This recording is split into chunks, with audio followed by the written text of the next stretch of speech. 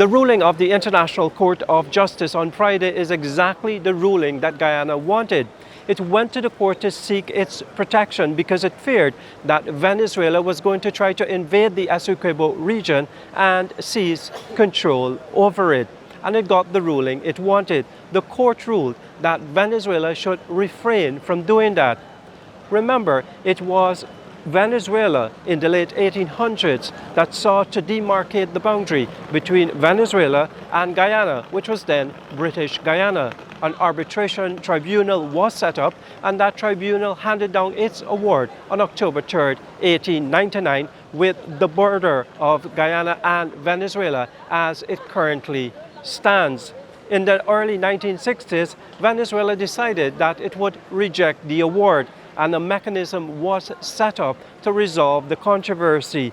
Decades of talks failed, and then the United Nations Secretary General decided to refer the matter to the International Court of Justice in The Hague for a full and final settlement. And so Guyana moved to file its claim. And so the case is with the International Court of Justice. No substantive ruling has been made, but Venezuela has planned a referendum for Sunday, in which it seeks the support of the Venezuelan people to annex, seize control of the Essequibo region and issue citizenship to its inhabitants.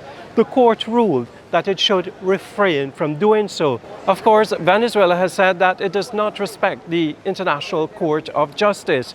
Vice President Dr Bharrat Jagdeo says that if Venezuela chooses to ignore the ruling of the court, then the country will take every means necessary to defend its territory. If they do not respect that and they work or they act in contravention of the ruling of the court and have aggressive intent on our country, that all options are on the table for the defense of our country. We have so far robustly explored the legal route, and we have had success there. We have explored the diplomatic route, and we have had overwhelming success there, where the world supports us.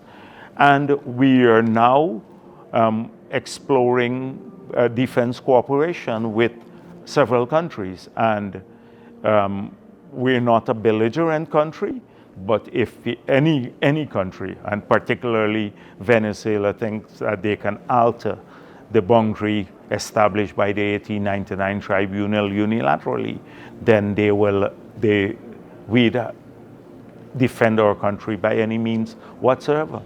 Venezuela is intent on carrying out its referendum on Sunday. Dr Jagdeo says that is little bother for the country, that Venezuela can go ahead with its referendum, but what it cannot do is invade Guyanese territory. For them, it's an internal matter. It's a matter of pride for the Venezuelan leadership now. For them to back down at this stage will mean that they have suffered a defeat, and it may harm them politically, because they're contesting elections next year. And we thought that this referendum was one way of bolstering the chances at those elections for the ruling party. And therefore, for them, it's a matter of internal pride, so they may just forge ahead with their referendum. But the operative part of the ruling, the explicit unanimous ruling by the ICJ, is that they have to recognize the existing borders, and they cannot take any action to alter those borders. We cannot listen to the leadership in Venezuela. They've demonstrated over the past several months that they're very prone to rhetoric and aggression. And it's no surprise that they're going to sell this at home as a victory for Venezuela, that the referendum was not stopped explicitly by the court. The court made a very important ruling that Venezuela has to refrain from taking any action that will affect the territory given to Guyana by virtue of the 1899 award. That is all we wanted. We were fearful that they would have utilized the referendum to then justify aggressive actions against Guyana, possibly invade our territory. The court has made it clear they cannot do that. So this is a great ruling for Guyana. We're extremely pleased with it.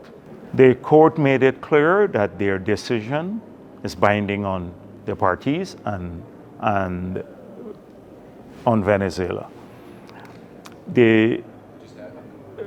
Venezuela can choose not to listen to the court, but fortified with that ruling and ultimately ruling on the substantive case, Guyana would reinforce the position it has globally, that where the world supports the current boundaries for Guyana.